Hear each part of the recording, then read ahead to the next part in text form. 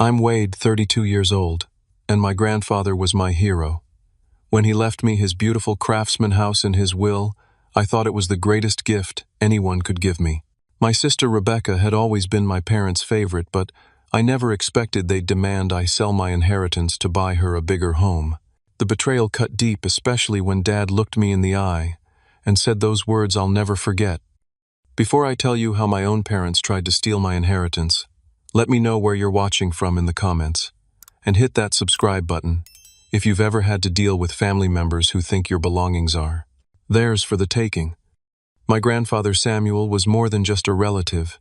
He was my mentor, my friend, and the person who understood me better than anyone else in our family. From the time I was 6 years old, I spent nearly every weekend at his house trailing behind him in his workshop, learning how to identify different types of wood by their grain patterns, watching in awe as his weathered hands transformed raw lumber into beautiful furniture. The smell of sawdust and varnish became the scent of happiness for me. "Wade, my boy," he'd say, placing his rough, calloused hand on my shoulder.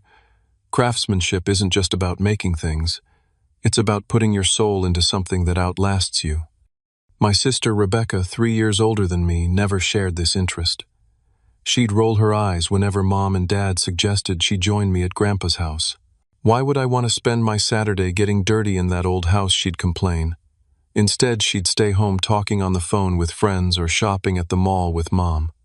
Grandpa Samuel's house itself was a masterpiece. Built in the 1920s, it stood proudly in one of the city's most historic neighborhoods. It wasn't massive by modern standards, but what it lacked in size it made up for in character. 3 bedrooms, 2 bathrooms, a spacious living room with a stone fireplace, and a kitchen with the original cabinetry that Grandpa had maintained meticulously. The crown jewel was the hand-carved woodwork throughout the house, ornate baseboards, window frames with delicate details, and a staircase banister that curved gracefully to the second floor. The backyard was nearly half an acre, unusual for an urban property, with mature oak trees providing shade over a garden that bloomed spectacularly in spring. A detached garage had been converted into Grandpa's workshop, where he'd taught me everything he knew about working with wood. As I grew older, my weekends at Grandpa's house shaped my future.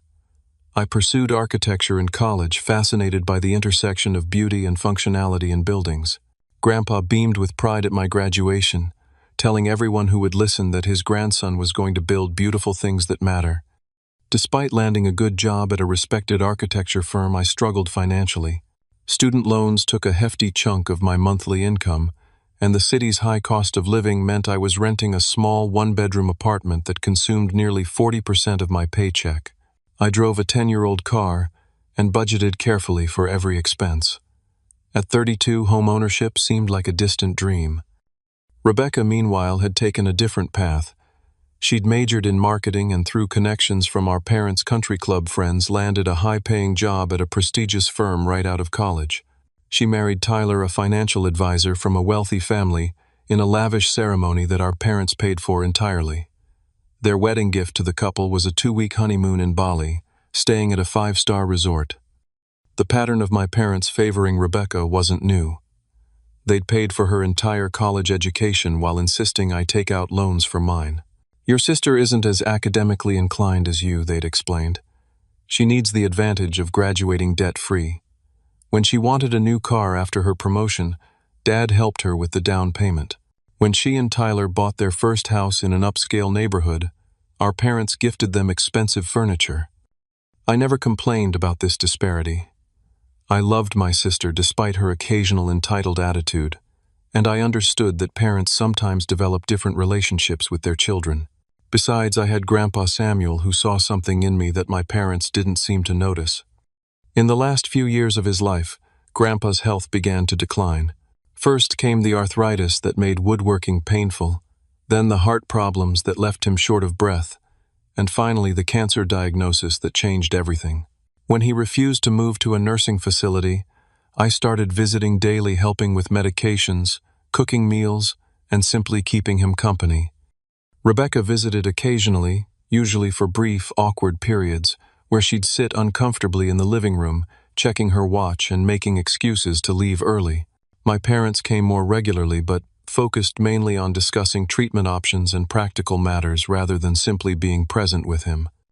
During those final months, Grandpa and I had many long conversations about life regrets, hopes, and the nature of family. Sometimes we'd sit in comfortable silence, watching baseball games or old westerns on his television. Other times he'd tell me stories about his youth, about building the business he'd eventually sold for a comfortable retirement, about meeting and falling in love with my grandmother who had passed away a decade earlier. When he died 6 months ago, I felt like a part of me had been torn away. The funeral was a blur of faces and condolences, with me moving through the motions like a sleepwalker. Through my grief, I noticed that while Rebecca cried appropriately at the service, she was back to posting vacation photos on social media just 3 days later. My parents mourned in their practical way, efficiently sorting through paperwork and making necessary arrangements. None of us knew then how Grandpa's final gift to me would upend our family dynamic forever. 2 weeks after the funeral, we gathered at the office of Martin Coleman, my grandfather's attorney. The wood-paneled room with its leather chairs and bookshelves filled with legal tomes seemed appropriate for the occasion, as if the setting itself honored Grandpa's appreciation for craftsmanship. Martin, a bald man with wire-rimmed glasses and a gentle demeanor, explained that Grandpa had updated his will just 6 months before his death. He'd been very specific about his wishes and had written letters to accompany the legal document. "The estate is fairly straightforward," Martin explained, adjusting his glasses. "Samuel's investments and savings will be divided equally among his 4 grandchildren when they each reach the age of 30. This meant my cousins from my uncle's side would receive their portions in the coming years, while Rebecca and I would get ours immediately." Then came the surprise. The house at 723 Maple Street, along with all its contents and the detached workshop, is bequeathed solely to my grandson Wade Alexander Harrison. The silence in the room was absolute. I felt everyone's eyes turn toward me as Martin handed me an envelope with my name written in Grandpa's familiar handwriting. My hands trembled slightly as I opened it. "Dear Wade," the letter began. "If you're reading this, I've moved on to whatever comes next. Don't waste too much time grieving. You know I've never been patient." Despite the solemnity of the moment, I smiled at his characteristic directness. "I'm leaving you the house because you're the only one who truly appreciates what it represents. It's not just wood and glass and concrete. It's a testament to the belief that things should be built to last, that beauty matters in our everyday surroundings, and that a home should tell the story of those who live within it. You understand this in a way the others don't. Take care of the old place. Update what needs modernizing, but preserve its soul. Add your own chapter to its story. Most importantly, find happiness within these walls, whether that means living here yourself or eventually passing it on to someone who will cherish it as we have. You've been a blessing in my life, Wade. Your kindness during my final years meant more than you'll ever know. This house is not just my gift to you. It's my acknowledgement of the fine man you've become." By the time I finished reading, tears blurred my vision. I carefully folded the letter and looked up to find my family watching me with varying expressions. "Congratulations, Wade," my father said, his voice carefully neutral. "That's wonderful," my mother added, though her smile seemed strained. Rebecca's husband Tyler was the most enthusiastic. "Wow, what a windfall. That neighborhood has skyrocketed in value. You're sitting on a gold mine, Wade." Only Rebecca remained silent, her lips pressed into a thin line. As we left the attorney's office, the congratulations continued, seemingly genuine. My uncle clapped me on the back, saying, "Samuel always had a soft spot for you. Can't say I'm surprised." My mother hugged me and whispered, "He loved you so much, honey. I'm happy for you." Even Rebecca managed a tight smile and said, "You spent a lot of time with him. You deserve something special." That evening, alone in my apartment, I sat with the reality of this unexpected gift. The house I'd loved visiting my entire life was now mine. The financial burden of rent would disappear. The craftsmanship I'd admired since childhood would surround me daily. Most precious of all, I'd live surrounded by memories of the person who had believed in me most. I spent the next week making plans. My lease had 3 months remaining, which gave me time to organize the move. I visited the house daily, taking inventory of what I wanted to keep, what needed repair, and what renovations I might undertake while respecting the original character. My plans were modest but exciting. The electrical system needed updating for safety, and the kitchen appliances were outdated. The bathroom fixtures could use modernizing, but I wanted to preserve the original clawfoot tub and tile work. The hardwood floors needed refinishing, but their quality was exceptional.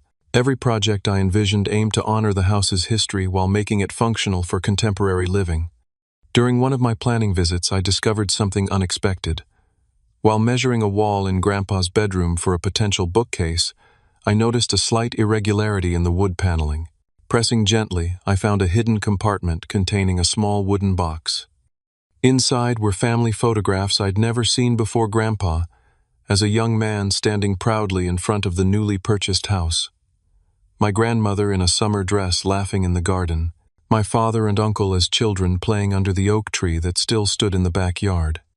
At the bottom of the box was another envelope with my name on it. Inside was a brief note. "Wade, if you found this, you're already making the house yours.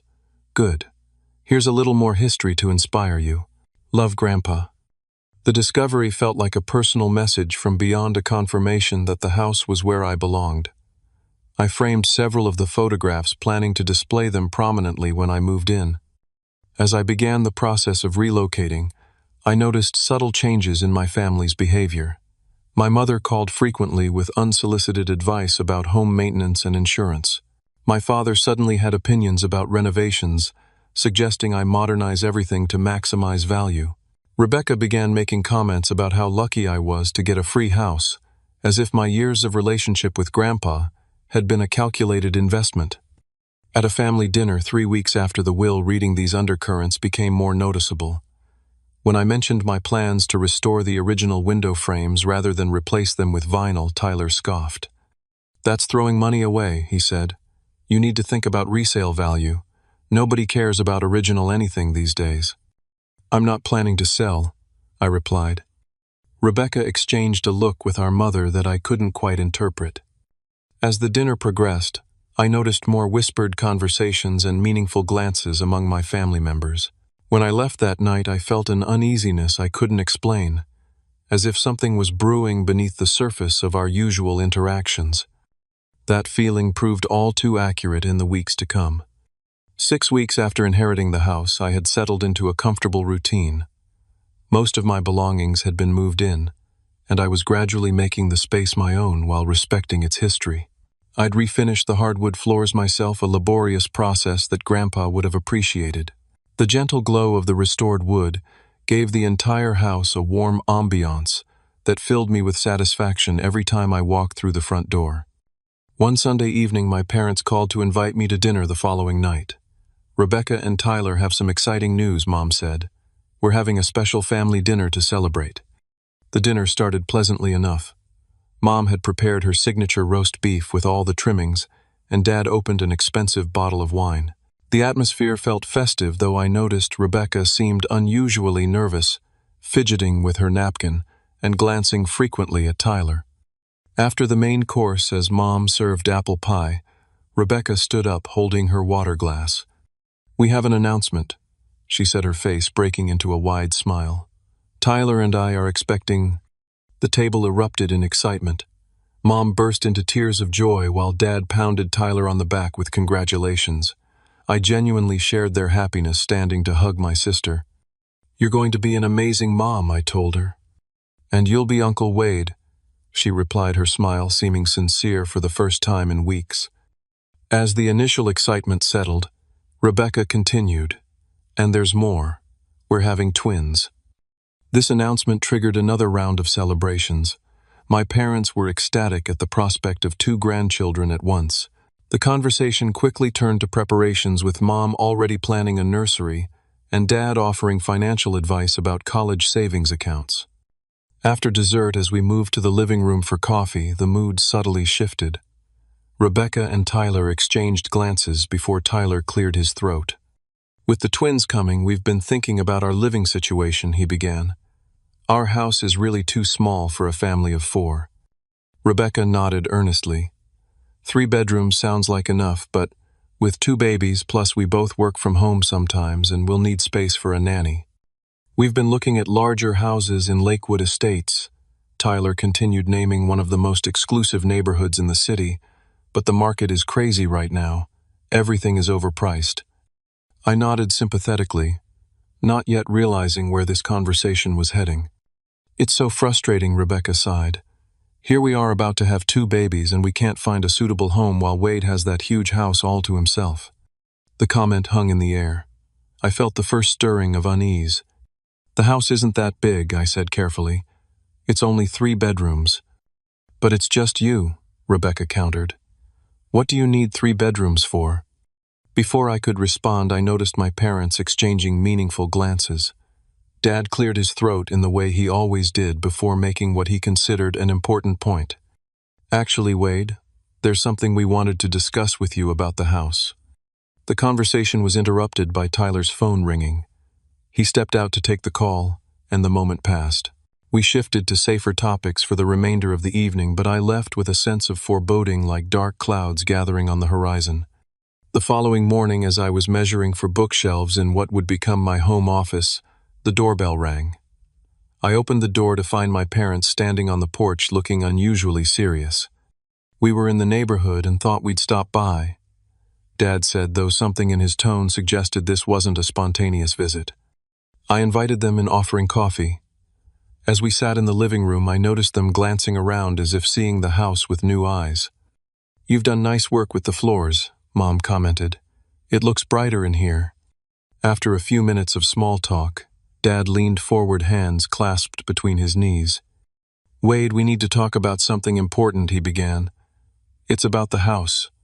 What about it, I asked, though I already suspected what was coming. Your mother and I have been thinking. With Rebecca expecting twins, their need for a larger home is urgent. Meanwhile, you're a single man with a house that's really too big for just one person. I remained silent, waiting for him to continue. We think the fair thing would be for you to sell this house, he stated flatly. The market is excellent right now. You could make a substantial profit. You could split the proceeds with your sister, allowing her and Tyler to buy a suitable home for their growing family. You could still buy yourself a nice condo with your half. The proposal hit me like a physical blow. I looked from my father to my mother, who was nodding in agreement. This house was Grandpa's gift to me, I said finally. He specifically wanted me to have it. Samuel couldn't have known Rebecca would be having twins, Mom replied. Family circumstances change. We need to adapt. Rebecca's need is greater than yours right now, Dad added. She's starting a family. This is about the next generation. The implication was clear. My sister's life choices were more valuable than mine. Her needs more important. Her future more worthy of investment. I'm sorry, I said firmly. I don't want to sell the house. Grandpa left it to me for a reason, and I intend to honor his wishes. My father's face hardened. I'm disappointed in your selfishness, Wade. This is a free house that fell into your lap. Your sister has worked hard for everything she has. The unfairness of this statement was staggering. Rebecca had been given every advantage while I had worked my way through college and supported myself entirely since graduation. Furthermore, I had been the one who spent time with Grandpa, especially in his final months. I'm not being selfish, I replied, keeping my voice level with effort. I'm respecting Grandpa's final wishes. The house means something to me beyond its monetary value. My parents left shortly afterward, their disappointment palpable. My mother's parting words were, "Just think about it, Wade. Family should come first." The pressure didn't stop there. Over the next few days, I received a barrage of texts and calls. Rebecca sent tearful voice messages about how I was ruining her baby's future before they were even born. Tyler called with detailed financial arguments about how selling the house was the rational choice. Even distant relatives I rarely spoke with reached out to reason with me. The most painful call came from Rebecca late one night. "How can you be so cold?" she sobbed into the phone. "These are your niece and nephew we're talking about. Don't you want them to have the best possible start in life? A proper home with enough space to grow up happy and healthy. Your current house is perfectly nice," I reminded her. "Lots of families raise children in much smaller spaces. But we need more room. The nursery would have to be so small, and where would the nannies sleep? and we'd have no dedicated home office spaces. Wade, you're being cruel for no reason. It's just a house. You could buy another one. When I remained firm, she escalated. You know, Mom and Dad always said you were the reasonable one, the kind one. I guess they were wrong. I guess getting a taste of wealth has changed you. After hanging up, I sat in Grandpa's old armchair, running my hand over the worn leather armrest where his hand had rested thousands of times before. I wondered what he would advise me to do in this situation. Somehow I knew he wouldn't want his gift to become a source of such bitter division. Yet I also knew he wouldn't want me to surrender to emotional manipulation. The house represented something precious, not just family history, but a philosophy about craftsmanship, permanence, and caring for beautiful things. Selling it to finance my sister's upgrade to an even more luxurious lifestyle felt wrong on a fundamental level. As I sat there in the quiet house, I realized this conflict was about much more than property. It was about patterns of favoritism that had existed my entire life, about the assumption that my needs and wants would always take a back seat to Rebecca's, and about whether I would finally stand up for myself. A week after my parents' surprise visit, I received a text message from my father: family dinner at our house tonight. 6 p.m. Important family matters to discuss. Be there. The directive tone left no room for negotiation. When I arrived at my parents' suburban home that evening, I immediately sensed the atmosphere of an ambush. Rebecca and Tyler's car was already in the driveway, along with my Uncle Robert's sedan. Inside, the dining room table was set formally, as if for a special occasion, but the mood was tense. My mother barely met my eyes when she hugged me in greeting. Once everyone was seated and the meal served, my father took control of the conversation. We're here to discuss Wade's inheritance and how it affects the entire family, he announced, as if opening a business meeting. I've asked Uncle Robert to join us because he was close to Dad and might offer some perspective. Uncle Robert nodded solemnly. I noticed he seemed uncomfortable, fidgeting with his napkin and avoiding direct eye contact with me. As you all know, my father continued, Rebecca and Tyler are expecting twins and they need a larger home. Wade's inheritance has put him in a position to help make this happen. Tyler, looking more like a businessman than a soon-to-be father in his crisp button-down shirt, pulled out a folder and removed several papers. I've done extensive research on the housing market, he said, sliding a printout toward me. Wade's house, in its current condition, could sell for approximately $800,000. Possibly more with the right realtor. I felt my stomach tighten at the realization that they'd already been evaluating my home's market value. We've actually spoken to 3 different realtors, Rebecca added, not meeting my eyes. They all agree it's an excellent time to sell. One of them already has potential buyers interested in historic properties.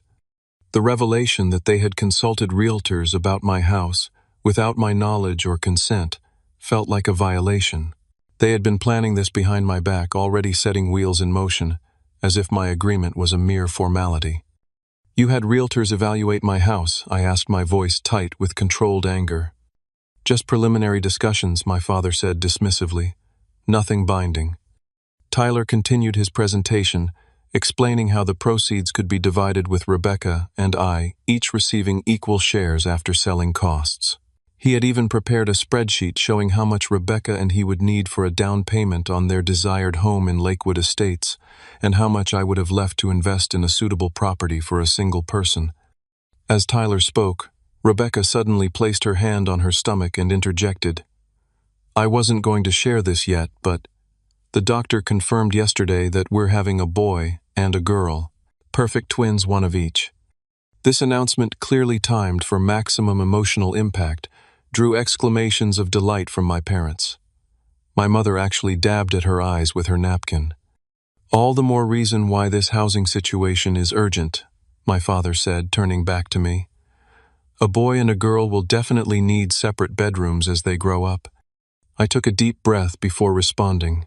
I understand Rebecca and Tyler want a bigger house, but Grandpa left his house specifically to me with clear intentions about preserving it. It's not just about the money for me. Oh, Wade, my mother sighed. Your grandfather couldn't have anticipated this situation. Family circumstances change. Besides, Tyler added, Samuel left the house to you without restrictions. Legally, you can sell it if you choose, and the financially prudent choice is clear. It's not about financial prudence, I countered. It's about respecting Grandpa's wishes and what the house means to me personally. Rebecca's expression hardened. What about respecting family? What about helping your own niece and nephew have the best possible start in life? The conversation continued to circle around the same points: their insistence that selling was the only reasonable option and my resistance to the idea. Uncle Robert remained mostly silent, occasionally nodding at points made by my father, but offering little direct input. After nearly an hour of increasingly tense discussion, my father finally lost patience. His face flushed red as he slammed his hand on the table, causing the silverware to jump. Enough of this, Wade. Your selfishness is unbelievable. This is a free house that you did nothing to earn. Your sister has always worked hard for everything she has while you've been coddled by your grandfather. The unfairness of this accusation left me momentarily speechless. Rebecca had been the one given every advantage while I had worked my way through college with minimal parental support. Either you agree to sell that house and share the proceeds with your sister, my father continued, his voice rising, or you're not my son anymore. I mean it, Wade. This is about what kind of person you choose to be. The ultimatum hung in the air like a thunderclap. My mother gasped softly but didn't contradict him. Rebecca looked down at her plate while Tyler maintained a cool, evaluating expression. Only Uncle Robert showed visible discomfort, shifting in his seat and clearing his throat awkwardly. You'd disown me for not giving Rebecca my inheritance, I asked quietly. I'd disown you for being selfish when your family needs you, he replied without hesitation. Stop being selfish. That's a free house. Either share it or you're not my son anymore. I stood up slowly, placing my napkin beside my barely touched dinner. I'm sorry you feel that way, I said, surprised by the steadiness in my voice despite the turmoil inside me. I need some time to think about all this. As I walked toward the door, my mother hurried after me. Wade, please, your father didn't mean it that way. We're just trying to find the best solution for everyone. I think he made himself very clear, I replied gently, removing her hand from my arm. I'll be in touch. Driving home, I felt numb with shock. The family I had always tried to please, always tried to understand, despite their clear favoritism toward Rebecca, had just delivered an ultimatum that cut to the core of my self-worth. Sell your inheritance to benefit your sister, or be excommunicated from the family. The next morning I called in sick to work and invited my best friend Marcus over. I needed perspective from someone who wasn't entangled in family dynamics. Marcus listened intently as I recounted the previous night's events, his expression growing increasingly incredulous. That's messed up, man, he said when I finished. They're basically trying to bully you out of your inheritance. And for what? So your sister can have an even fancier house. It's not like they're struggling financially. They made it sound like I'm depriving the twins of a decent home, I said, running a hand through my hair in frustration. That's emotional manipulation, Marcus replied firmly. Rebecca and Tyler already have a perfectly good house. They want an upgrade, not a necessity. Don't let them twist this into you harming children who aren't even born yet. His clarity helped me see through the fog of guilt my family had created. Still, I needed to understand my legal position. Later that day, I arranged a meeting with Martin Coleman, my grandfather's attorney. Martin's office felt like a sanctuary of reason after the emotional chaos of family pressure. He reviewed the will carefully, then looked at me over his glasses. The house is yours, Wade, free and clear, he stated. Your grandfather's wishes were explicit. There are no legal conditions that would compel you to sell or share the proceeds. My family is claiming that Grandpa would have wanted me to sell if he'd known about my sister's pregnancy, I said. Martin's expression softened. I knew your grandfather for over 30 years. He was a thoughtful man who rarely made decisions impulsively. This will was updated just 6 months before his passing, when he was of completely sound mind. He considered all his options carefully. He paused, seeming to weigh his next words. What I can tell you is that your grandfather was aware that Rebecca and Tyler might start a family soon. It didn't change his decision about the house. This confirmation strengthened my resolve. Grandpa had made his choice knowingly, not out of oversight or lack of information. As our meeting concluded, Martin shared one more piece of information that illuminated the situation further. "I probably shouldn't tell you this," he said, "but given the circumstances, you should know. Your parents actually expected to inherit the house themselves. They had mentioned to Samuel several times that they were counting on selling it to fund their retirement. He deliberately chose a different path." This revelation explained much about my parents' anger. Their ultimatum wasn't just about Rebecca's needs, it was about their own thwarted expectations. They had counted on the house as part of their financial future and were now trying to salvage something from what they perceived as a loss. Driving home from the lawyer's office, I came to a difficult realization: my family would never respect my ownership of the house. Even if I refused to sell now, the pressure would continue. Every family gathering would become a battlefield. Every milestone in the twins' lives would be an opportunity to remind me of my selfishness. The house that should bring me joy would instead become a source of constant conflict. Something had to change, but surrendering to their demands felt wrong on a fundamental level. There had to be another way, a solution that honored Grandpa's intentions while freeing me from this toxic situation. As I pulled into the driveway of the Craftsman house that evening, watching the setting sun illuminate the stained glass panel in the front door, an idea began to form in my mind. For the next several days, I retreated into solitude within the house, ignoring most calls and texts from my family. I needed space to think clearly away from their emotional manipulation and ultimatums. I told them I was considering their proposal, but needed time to process everything.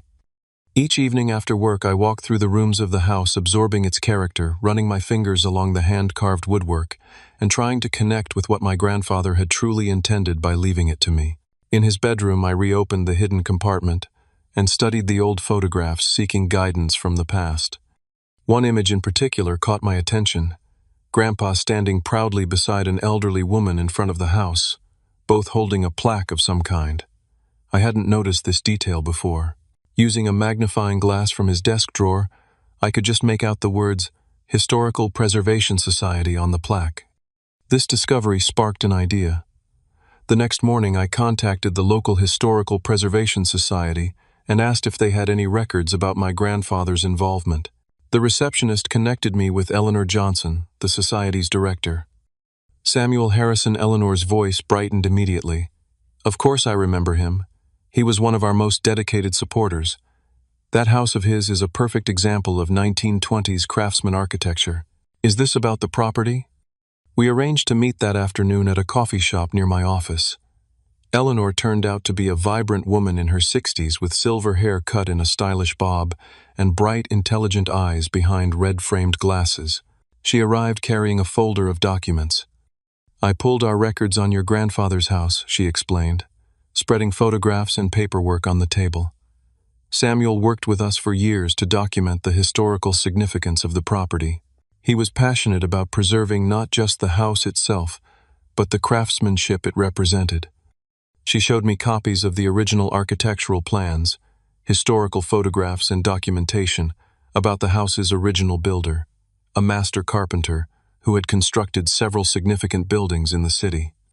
"Your grandfather never pursued official historical designation because he worried about the restrictions it might place on future owners," Eleanor explained. "But he always hoped the house would be preserved by someone who appreciated its value." As we talked, I learned that Eleanor had known my grandfather well beyond their work with the Preservation Society. They had served together on community boards and shared a philosophy about the importance of maintaining historical character in developing neighborhoods. "Samuel talked about you often," she said with a warm smile. "He was so proud of your interest in architecture and craftsmanship. He would tell me about projects you worked on together." This personal connection made what I was considering even more meaningful. As our conversation continued, Eleanor mentioned that her daughter Julia ran a non-profit organization called Heritage Homes Education Center, which provided workshops on traditional building techniques and restoration skills. "Julia is always looking for historic properties to use for demonstrations and classes," Eleanor commented. "It's getting harder to find suitable locations as more old homes are demolished for new development." A plan began to crystallize in my mind. "Eleanor," I asked, "would the Historical Preservation Society ever consider purchasing a property like my grandfather's house?" Her eyes widened. "Are you considering selling?" I explained my situation in broad strokes, omitting the more painful details of my family's ultimatum. I want to honor my grandfather's wish that the house be preserved, but my current family circumstances make living there complicated. Eleanor nodded thoughtfully. The society itself has limited funds for acquisitions, but we do partner with donors and other organizations for preservation projects. Would you be open to meeting with Julia and me to discuss possibilities? The next day, I welcomed Eleanor and her daughter Julia to the house. Julia, a woman about my age with her mother's intelligent eyes and a passionate demeanor, was immediately enthralled with the property. "This is extraordinary," she exclaimed, examining the original window frames. "You almost never see this level of craftsmanship intact anymore. Most houses this age have had their character elements stripped out during renovations." We spent hours touring the house with Julia, documenting details and discussing the educational potential of the space. We could host workshops on traditional woodworking restoration techniques, period-appropriate renovation. The possibilities are endless. By the end of their visit, a partnership was taking shape.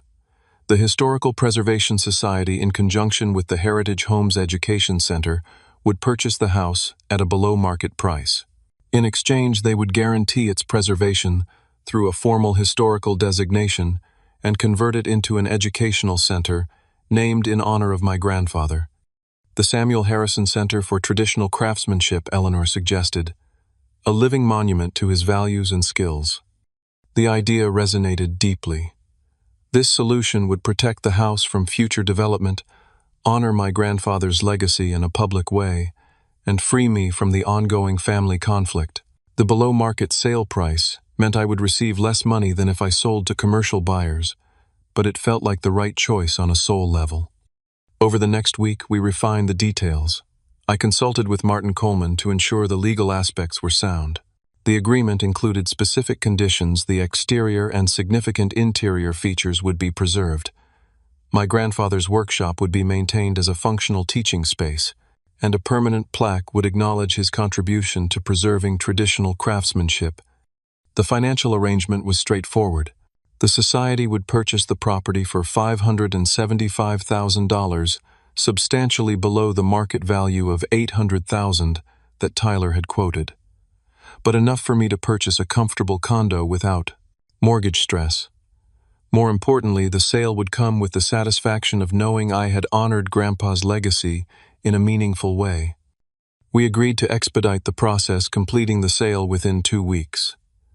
I arranged for temporary storage of personal belongings and found a month-to-month apartment rental while I searched for a permanent residence.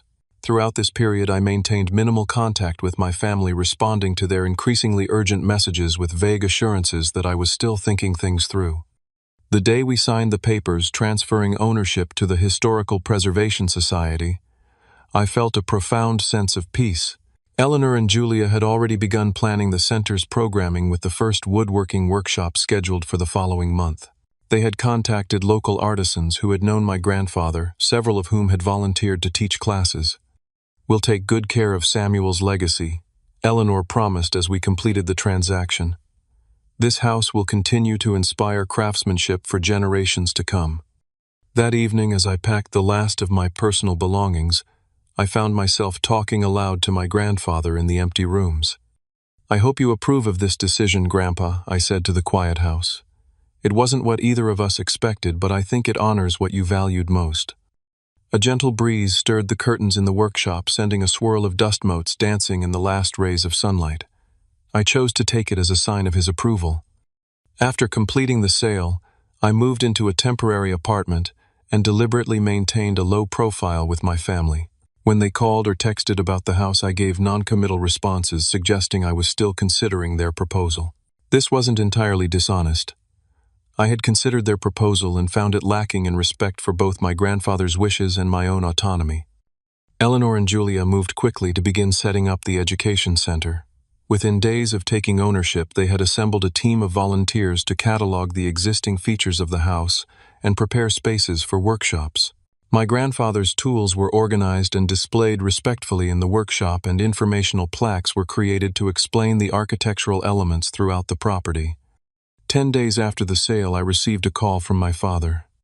"Wade, "We've given you enough time to think," he said without preamble. "Your mother and I are bringing a realtor to evaluate the house tomorrow at 2 p.m. This needs to move forward for Rebecca's sake."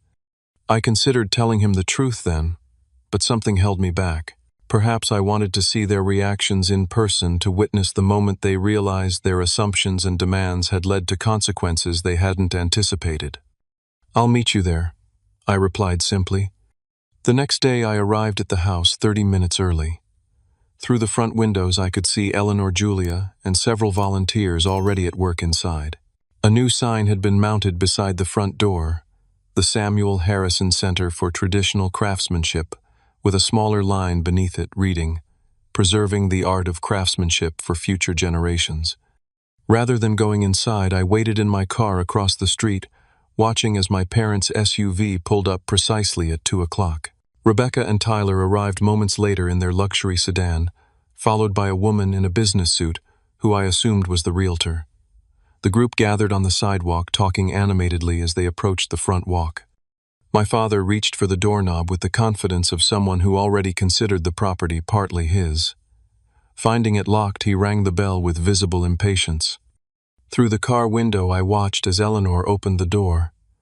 Even from a distance I could see the confusion spread across my family's faces. My father gestured emphatically, clearly demanding explanations. Eleanor maintained a professional demeanor, speaking calmly, while pointing to the new sign beside the door. Unable to hear their exchange, I finally exited my car and walked across the street toward the increasingly tense scene. As I approached, Rebecca spotted me first. "Wade," she called out, her face flushed with anger. "What is going on here? Who are these people?" My father whirled around, his expression a thundercloud. "Wade, explain this immediately. This woman claims the house has been sold to some historical society. That's impossible." The realtor, looking profoundly uncomfortable, clutched her portfolio to her chest and took a step back from the family drama unfolding on the front porch. "It's not impossible," I replied calmly, joining them on the walkway. "In fact, it's completed. The Samuel Harrison Center for Traditional Craftsmanship is now the legal owner of this property." "You sold it, my mother," gasped, her hand flying to her throat. "Without telling us." Without consulting us, my father amended, his voice rising. "After everything we discussed." Tyler, always focused on finances, cut to what he considered the heart of the matter. "Who did you sell it to? For how much?" I gestured to Eleanor, who had been standing patiently in the doorway. "This is Eleanor Johnson, director of the Historical Preservation Society and a friend of Grandpa's. The society, in partnership with the Heritage Homes Education Center, purchased the house to create an educational facility that honors Grandpa's craftsmanship and values." Eleanor stepped forward, extending her hand professionally. "It's a pleasure to meet Samuel's family. He spoke of you often. We're very excited about preserving his legacy through this center." My father ignored her outstretched hand.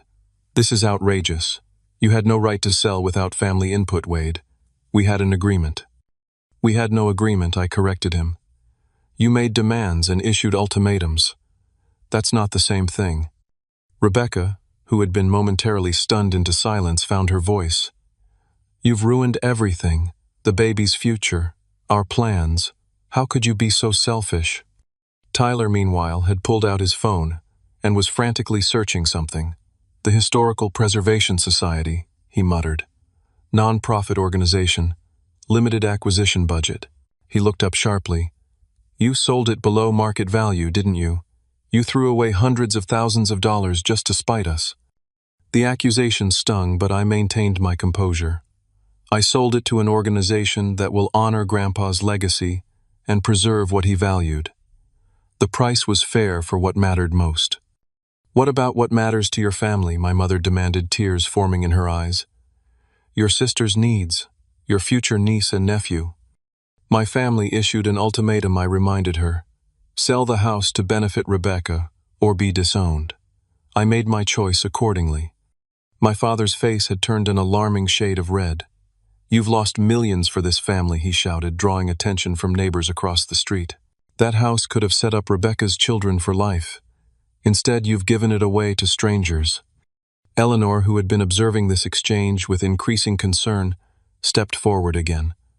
Perhaps this isn't the best venue for a family discussion. Would you like to come inside?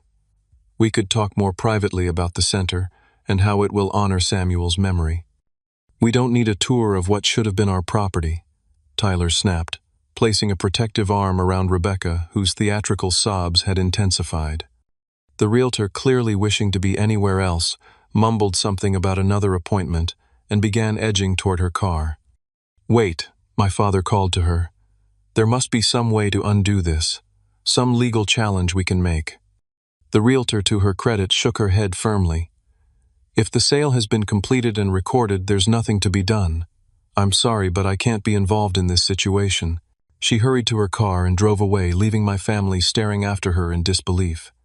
Julia had emerged from the house and joined her mother on the porch. We've already begun cataloging the original architectural elements, she explained, seemingly oblivious to the tension.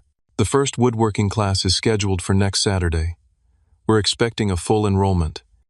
This practical information about the house's new function seemed to finally penetrate my family's anger. The reality of what had happened was sinking in. Not only had I sold the house without their input, but I had transformed it into something that could never be undone. The historical designation that Eleanor would secure would protect it from development permanently. You've betrayed this family, my father said, his voice now deadly quiet. I meant what I said before. You're no son of mine. Rebecca, still crying, added, I'll never forgive you for this, Wade. Never. Tyler, ever practical, was still fixated on the financial aspect. How much did you get for it? At least tell us that. How much did you throw away out of spite? I declined to answer, which only fueled their anger. As they continued to berate me on the front lawn, a van pulled up bearing the logo of the local newspaper. A photographer and reporter emerged, heading toward the house. We're here for the story about the new Samuel Harrison Center, the reporter explained, notepad in hand. Is one of you Wade Harrison? We'd love a statement about your decision to donate your grandfather's house to the preservation effort.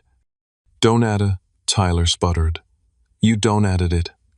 Not exactly, I began, but Eleanor smoothly interjected. Mr. Harrison sold the property to us at a significantly reduced price to ensure its preservation, she explained to the reporter.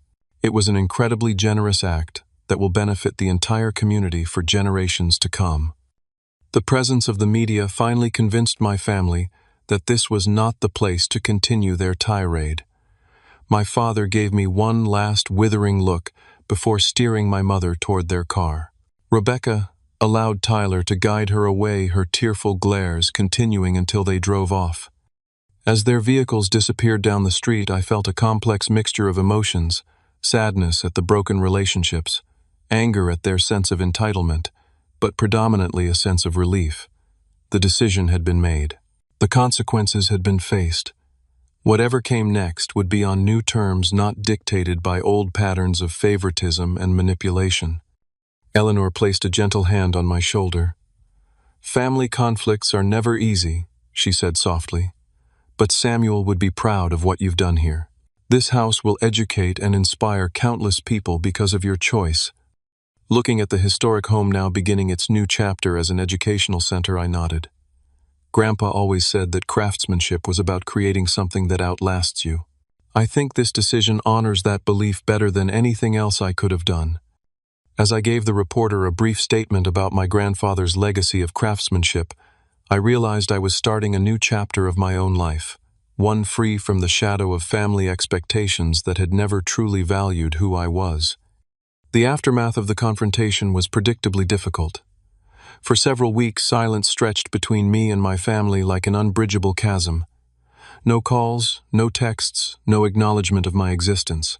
I had been cut off exactly as threatened, and despite knowing I had made the right decision, the finality of it weighed heavily on my heart. I channeled my energy into establishing my new life. With the proceeds from the sale, I purchased a comfortable one-bedroom condominium in a converted industrial building downtown. The open floor plan and exposed brick walls provided the perfect canvas for my own modest woodworking projects, skills I had learned from my grandfather and was determined to continue practicing. My job at the architecture firm kept me busy, but on weekends I often found myself drawn back to the Samuel Harrison Center. Eleanor and Julia had transformed the property with remarkable efficiency. The living room now served as a gallery, showcasing examples of traditional craftsmanship. The dining room had become a classroom with workbenches built to my grandfather's specifications. His workshop remained largely unchanged, preserved as a functional example of a traditional woodworking space. 6 weeks after the center opened, I agreed to teach a weekend workshop on basic joinery techniques. Standing in my grandfather's workshop, guiding participants through the same skills he had once taught me, I felt his presence strongly. The ache of family estrangement was still there, but it was balanced by the satisfaction of honoring his legacy in a way that benefited others. One Saturday afternoon, after concluding a class, I was cleaning tools in the workshop when Julia entered with an unexpected message. "There's someone here to see you," she said, her expression carefully neutral. "Your father." My heart jumped into my throat. "Did he say what he wants?" "Just to talk to you. He's in the garden." I found my father sitting on the wooden bench beneath the largest oak tree, the same bench where Grandpa and I had often sat together. He looked older somehow, the lines in his face deeper than I remembered. When he saw me approach, he stood awkwardly, hands thrust into his pockets. "Wade," he nodded in greeting. "Dad," I replied, maintaining a safe, emotional distance. We stood in uncomfortable silence for a moment before he gestured to the bench. "Can we sit?" Once seated, he stared straight ahead at the flower beds that the center's volunteers had meticulously maintained. "The garden looks good," he commented. "Your grandfather would approve." "The volunteers have done great work," I agreed cautiously. Another silence stretched between us, until he finally turned to face me. "I came to say I was wrong," he said, the words seemingly difficult for him to pronounce. "About the house, about the ultimatum, about a lot of things." The admission stunned me. My father had never been one to acknowledge mistakes. "What changed your mind?" I asked. He sighed heavily. "I've been doing a lot of thinking, and your mother and we've had some long conversations. She actually refused to go along with disowning you. Said if I meant it, I'd be losing her too." This was another surprise. My mother had always deferred to my father's judgments. "The thing is," he continued, "seeing this place now, what they've done with it. I started to understand what your grandfather was trying to preserve. It's not just a building, it's something more." He gestured toward a group of visitors being led on a tour through the garden.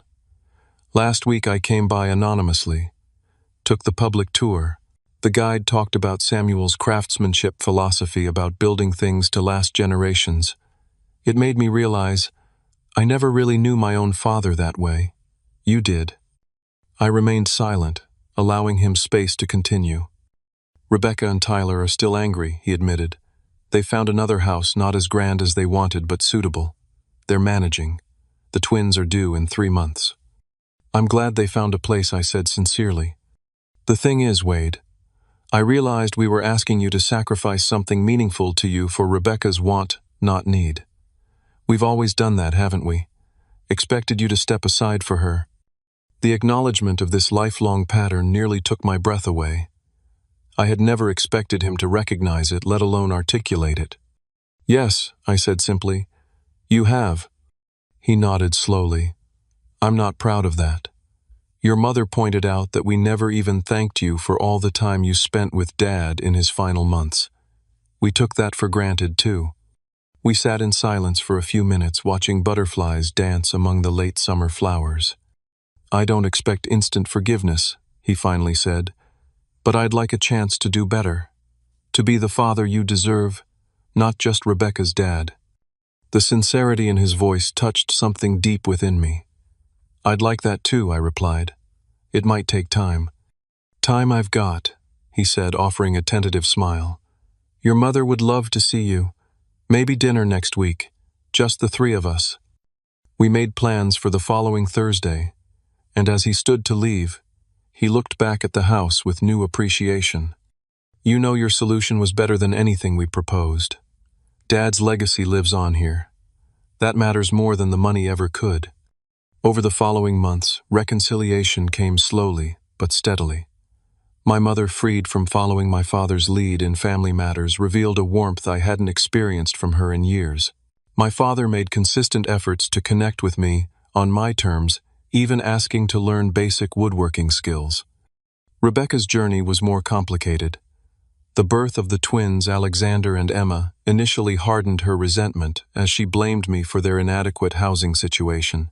But parenthood gradually softened her perspective. When the babies were 4 months old, she unexpectedly brought them to the center. "I thought they should know something about their great-grandfather," she explained awkwardly, "even if they'll never meet him." It was a small olive branch, but I accepted it gratefully. As we toured the center together, Rebecca seemed to see our grandfather through new eyes, appreciating the legacy of craftsmanship she had previously dismissed. "I never really knew him," she admitted, as we sat in the garden watching her husband walk the sleeping babies in their stroller. "I was so busy with my own life I missed knowing someone important." "He would have loved these two," I told her, nodding toward the twins. She smiled faintly.